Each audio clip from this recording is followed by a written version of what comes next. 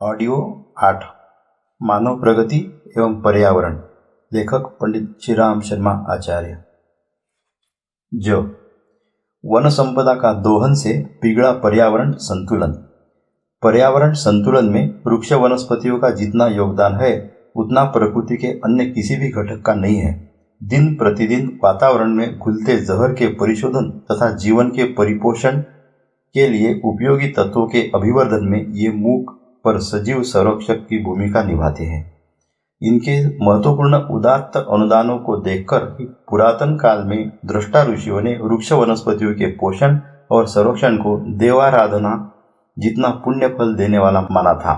वृक्षारोपण को दान, पुण्य, तीर्थ सेवन, उपासना और साधना के समकक्ष माना जाता था।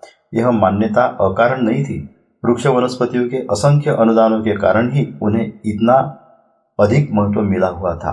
मनुष्य की भौतिक समृद्धि में असाधारण सहयोग करने वाली वृक्ष संपदा का तत्कालीन आवश्यकताओं की पूर्ति के लिए अंधाधुंध कटाई का एक दौर शुरू हुआ। उसके दूरवर्ती किंतु महत्वपूर्ण परिणामों की उपेक्षा हुई। फलतः संपूर्ण इकोलॉजिकल चक्र ही डगमगा गया, जिसकी परिणति अनेकों प्रकार की विभीषिकाओं के रूप में सर्वत्र दृष्टिगोचर हो रही है। भूस्खलन, मौसम में असामयिक हेरफेर, अतिवृष्टि, अनावृष्टि जैसे कितने ही प्रकृति प्रकोप संतुलन के लिए अनिवार्य वृक्ष संपदा के नष्ट करने के ही दुष्परिणाम है।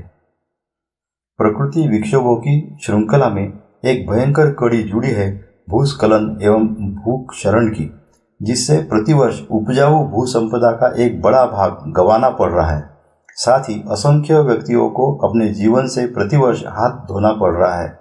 विगत कुछ वर्षों से हिमालय के निकटवर्ती क्षेत्रों में भूस्खलन की घटनाओं में निरंतर अभिवृद्धि हो रही है। 16 अगस्त 1979 की रात को चमोली जिले के कोथा गांव में मूसलाधार वर्षा हुई। वर्षा के साथ हुए भूस्खलन से पूरा गांव ही नीचे दब गया। स्मशान जैसी स्थिति बन गई। अगस्त 1978 में हिमाचल प्रदेश में हुए एक भूस्खलन से लगभग 1300 व्यक्ति मारे गए और सैकड़ों घायल हुए। इसी माह जन्माष्टमी की मध्यरात्रि को पिथौरागढ़ जिले के शिशना गांव के 300 व्यक्ति जमीन के अचानक धंसने से भीतर दब गए। सैकड़ों पशु भी इस चपेट में मारे गए। उसी रात निकटवर्ती एक अन्य गांव गाशिला में भी भूस्खलन से असंख्यों की जानें गई। गांव की खेती और बने घर बर्बाद हो गए। इसी प्रकार 15 अगस्त 1977 को तवाधार क्षेत्र में पृथ्वी में दरार पड़ने से सैकड़ों व्यक्तियों की अकाल मृत्यु हुई। भारत के पूर्वोत्तर राज्यों में प्रतिवर्ष भूस्खलन की समस्याएं आती रहती है। भूक्षरण विशेषज्ञ एरिक एकहोम ने भूस्खलन की इन घटनाओं का कारण पर्वतीय क्षेत्र में वृक्षों की कटाई को माना है। उनका कहना है कि भारत की समृद्धि का महत्वपूर्ण स्रोत हिमालय बीमार है। उसकी बीमारी भूस्खलन के रूप में अपना परिचय दे रही है। भारतीय कृषि अनुसंधान परिषद के वैज्ञानिकों ने चेतावनी दी है कि हिमालय की वृक्ष संपदा की कटाई रोकी न गई तो देश को गंभीर संकटों का सामना करना पड़ सकता है। गंगा के पानी से लाखों हेक्टेयर कृषि योग्य भूमि सिंचित होती है। अनुमानतः 300 करोड़ रुपए प्रतिवर्ष का गंगा जल से लाभ होता है। भूस्खलन से गंगा के प्रवाह का रुख भी बदल सकता है। भूस्खलन के कारणों को स्पष्ट करते हुए वैज्ञानिकों ने बताया कि 13,000 फीट की ऊंचाई पर हिमालय की वृक्ष संपदा को बुरी तरह नष्ट किया जा रहा है।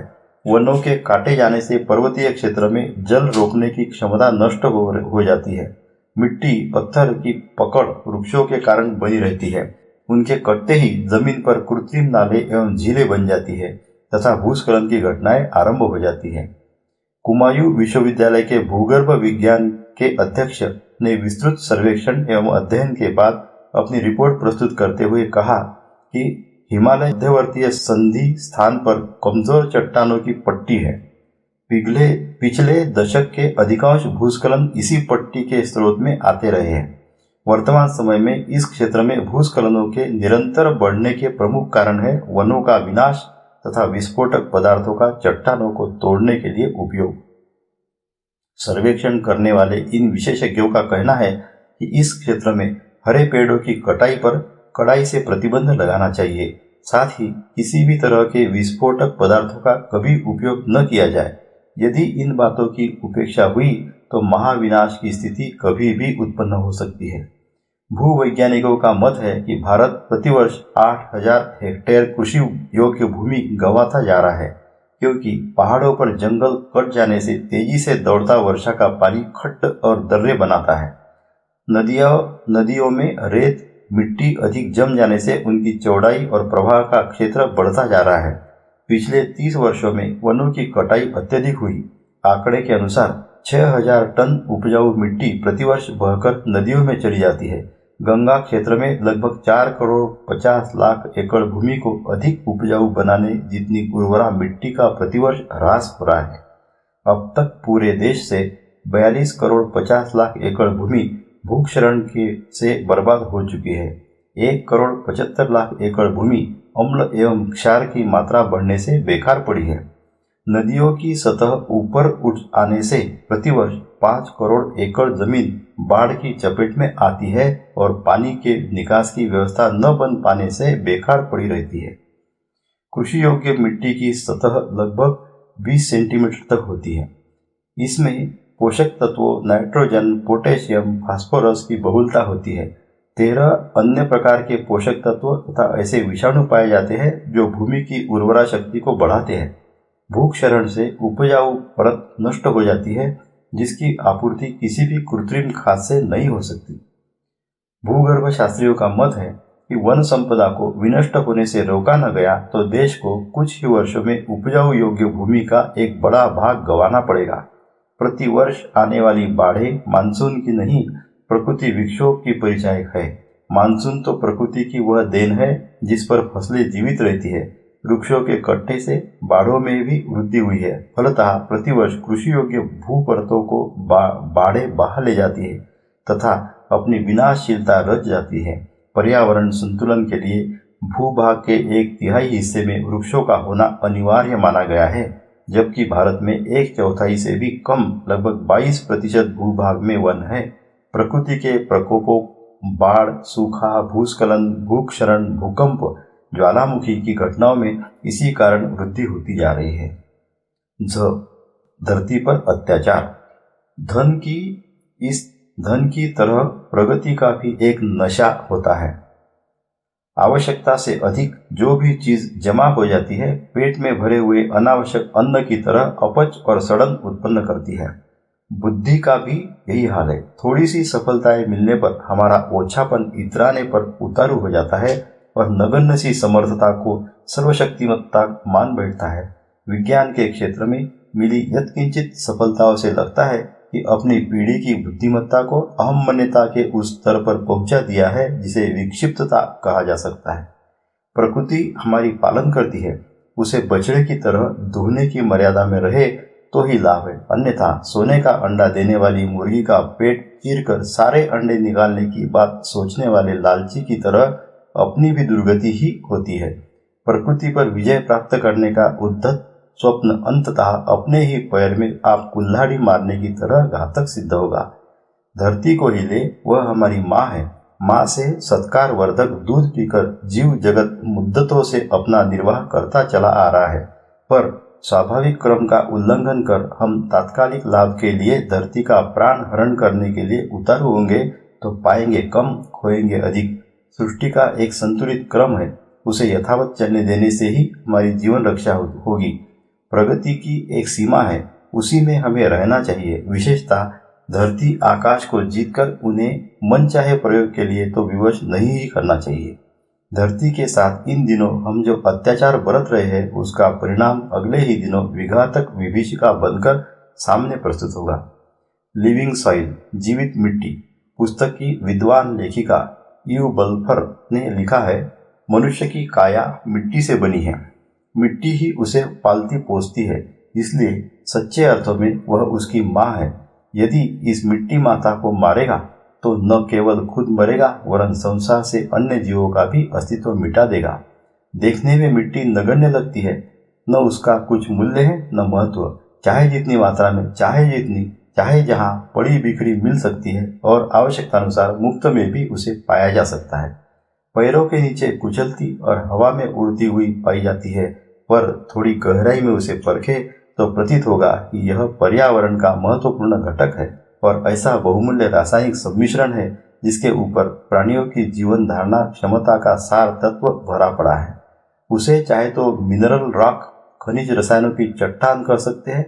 सेंद्रीय खाद्य तत्व तथा माइक्रो ऑर्गेनिजम्स, अति सूक्ष्म जीवाणु के सम्मिश्रण से मिट्टी बनी है। अति सूक्ष्म जीवाणुओं द्वारा गोबर तथा घास पात जैसी चीजों को सड़ाने पर जो डिकम्पोजिशन बनता है, वही खाद्य तत्व मिट्टी को प्राणवान बनाता है। कार्बन 10 भाग और नाइट्रोजन 1 भाग के सम्मिश्रण से सेंद्रीय खाद्य तत्व बनता है। वह जब फर्मेंटेशन, सड़न की प्रक्रिया से बने तभी अधिक समर्थ होता है। उसी से भूमि की उर्वरा शक्ति बढ़ती है। फार्मर्स ऑफ 40th सेंचुरी नामक पुस्तक की लेखक डॉक्टर किंग ने लिखा है, अमेरिकी किसान, जिन्हें प्रगतिशील कहा जाता है, 400 वर्षों के भीतर ही अपनी जमीन को बंजर बना रहे हैं, जबकि चीन और भारत जैसी प्रतिगामी पुरातनपंथी समझे जाने वाले खेतीहर अपनी भूमि को कम से कम जीवित तो बनाए हुए हैं। कृषि विद्या का मूल सिद्धांत यह है कि धरती से उत्पन्न होने वाली चीजें उपयोग करने के बाद उसी को वापस लौटा दी जाए। मनुष्यों और पशुओं को जो आहार, अन्न, फल, शाक, घास आदि के रूप में प्राप्त होता है, संभवतः उसे मल, मूत्र और कूड़े कचरे के रूप में फिर धरती को वापस किया जाना चाहिए। तभी उसकी उर्वरा शक्ति जीवित रहेगी और उत्पादन का चक्र यथाक्रम चलता रहेगा। इन दिनों रासायनिक खादों की धूम है। इससे तुरंत लाभ होता है और अधिक उत्पादन होता है। यह बड़ा आकर्षण भी है, किंतु कुछ ही वर्षों में दुष्परिणाम सामने आता है कि रासायनिक खादों से उत्पन्न प्रदूषण से भूमि की शक्ति किस तरह घटी और नष्ट हुई। इतना ही नहीं, इस प्रकार दुर्बल बनाई गई भूमि की रोग प्रतिरोध शक्ति भी क्षीण हो जाती है और फिर फसलों पर तरह तरह के कीड़े हमला बोलते हैं और उत्पादन को चट कर जाते हैं। फसल को कीड़ों से बचाने के लिए उस पर जहरीली दवाओं के घोल छिड़के जाते हैं। कीड़े मरने का तात्कालिक लाभ मिल जाए तो भी प्रदूषण के रूप में पहले मिट्टी में जाते हैं, फिर वनस्पति, अन्न आदि के द्वारा वे विष घूम फिरकर मनुष्यों और पशु पक्षियों के पेट में पहुंचते हैं। इससे उनके रुग्ण होने और असमय में ही मरने का संकट उत्पन्न होता है। जेम्स एंड व्हाइट की रेप ऑफ द अर्थ यानी पृथ्वी पर अत्याचार पूर्व में भी है नामक पुस्तक में धरती पर होने वाले अत्याचार और उसके दुष्परिणामों पर रोमांचकारी प्रकाश डाला है और आंकड़ों सहित बताया गया है कि अमेरिका में सॉइल इरोजन, भूक्षरण की समस्या कितनी विकट होती चली जा रही है। रासायनिक खाद किस तरह धरती को अनुर्वर बना रहे हैं, उसकी जल धारण करने की क्षमता नष्ट हो रही है और मरी हुई धरती रेगिस्तान बन रही है। मिट्टी और मनुष्य का स्वास्थ्य एक दूसरे के साथ जुड़ा हुआ है। धरती यदि प्रदूषित, कमजोर या बीमार होती चली गई तो उसका बुरा प्रभाव निश्चित रूप से मनुष्य को ही भुगतना पड़ेगा। मनुष्य ही क्यों, अन्य प्राणी भी उस अस्वस्थता की लपेट में आए बिना न रहेंगे। मिट्टी स्वस्थ होगी तो घास, अनाज, शाक, फल स्वस्थ होंगे, उन पर निर्वाह करने वाले प्राणी स्वस्थ रहेंगे। किंतु यदि बीमारी जड़ में ही घुस गई तो पत्तों को सूखते झड़ते क्या देर लगती है। आहार का मूल स्रोत धरती में है, वही विकृति घुस पड़ी तो उसका परिणाम वे सभी भुगतेंगे जो प्रत्यक्ष अप्रत्यक्ष रूप से अपना आहार भूमि के उत्पादनों से ग्रहण करते हैं।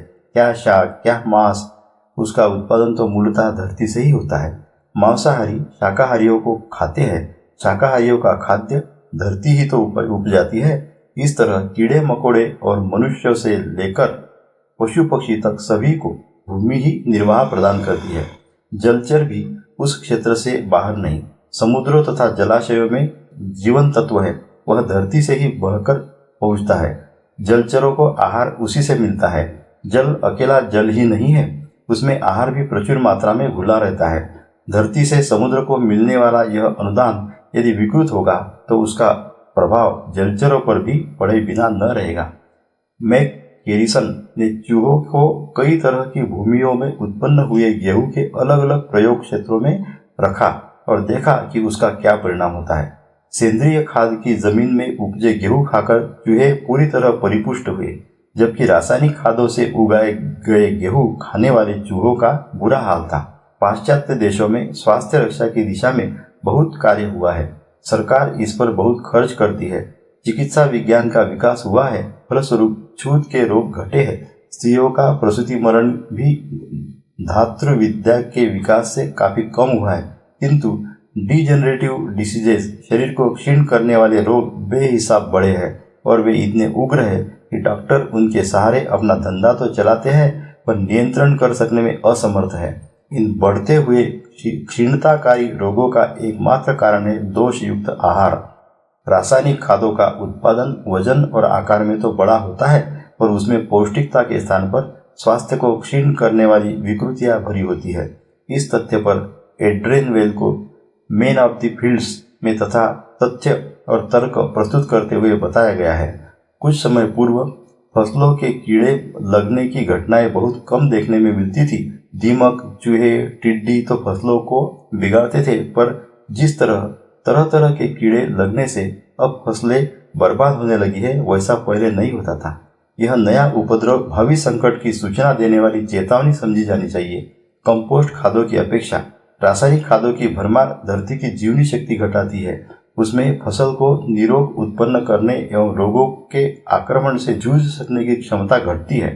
उस सामर्थ्य से रहित पौधे सहज ही कीड़ों के आक्रमण से ग्रसित हो जाते हैं। ऊपर से कीड़े मारने के जो विष घोल छिड़के जाते हैं उससे फसल की रही सही पौष्टिकता भी नष्ट हो जाती है। देखने में अनाज अथवा शाक फल रंग रूप में सामान्य लगते हैं, पर उनकी जीवनी शक्ति को नापा तोला जाए तो प्रतीत होगा कि आहार की उपयुक्तता एवं पौष्टिकता बुरी तरह गवा दी गई। ऐसा खाद्य खाकर प्राणियों की निरोगता कैसे अक्षुण्ण रह सकती है। प्राकृतिक खाद के अभाव में केंचुए जैसे धरती को पोला करने और उसकी सजीवता बढ़ाने वाले कीड़े भी नष्ट होते चले जा रहे हैं। उसका भी बुरा प्रभाव पर्यावरण संतुलन और उर्वरता के घटने के रूप में सामने आ रहा है। मामूली जानवर इस अंतर को समझते हैं। यदि कंपोस्ट खाद और रासायनिक खाद से उगाए हुए चारे पशुओं के सामने रखे जाए तो वे अपनी सहज बुद्धि से प्राकृतिक खाद वाले चारे को ही रुचिपूर्वक स्वीकार करेंगे। इंग्लैंड में श्रीमती एलिस हेबनहम ने प्राकृतिक ढंग से खेती करने का और रासायनिक खाद के खतरों को समझने का एक व्यवस्थित आंदोलन ही चलाया और उन्होंने अपने प्रतिपादन के पक्ष में अनेक तर्क और तथ्य प्रस्तुत किए। अब इस प्रयोजन के लिए सॉइल एसोसिएशन नामक संस्था का ही गठन हो गया है, जिसकी शाखाएं संसार के प्रायः सभी प्रमुख देशों में है। संस्था ने अपने घोषणा पत्र में धरती के शोषण को एटम बम से भी बड़ा खतरा बताया है और कहा है, इतिहासकार हमारी पीढ़ी को मृत्यु के मुख में जाने हेतु इतनी उत्सुक कहेंगे जिसका जीवन तत्वों को सुरक्षित रखने की ओर ध्यान ही न था। देश पर आक्रमण होने पर सभी देशवासी मिलकर उसका मुकाबला करते हैं। धरती पर होने वाले आक्रमण को बचाने के लिए उन सभी धरतीवासियों को एक होना चाहिए जिन्हें अपनी और अपनी संतानों के जिंदगी से लगाव और प्यार है। कॉन्क्वेस्ट ऑफ नेचर का प्रकृति पर विजय का नारा थोथा है। प्रकृति और पर्यावरण को संतुलित रहने दे तो ही हमारा अस्तित्व बचा रह सकता है। प्रकृति के प्रति हमें विनम्र होना चाहिए। उससे लाभ उठाए सो ठीक, पर अत्यधिक लाभ के फेर में पड़कर हानिकर पक्ष की ओर दृष्टि ही न डाली जाए, ऐसी मूर्खता नहीं करनी चाहिए। पर्यावरण के संतुलन में इन तुच्छ जीवाणुओं का भी योगदान है जो हमारी धरती को जीवित रखे हुए है। सर्वाइवल ऑफ द फिटेस्ट जैसे उद्धत सिद्धांतों का अनुसरण करके हम पृथ्वी पर विजय प्राप्त करने चलेंगे तो उसका जीवन भी नष्ट करेंगे और हम स्वयं भी नष्ट होंगे।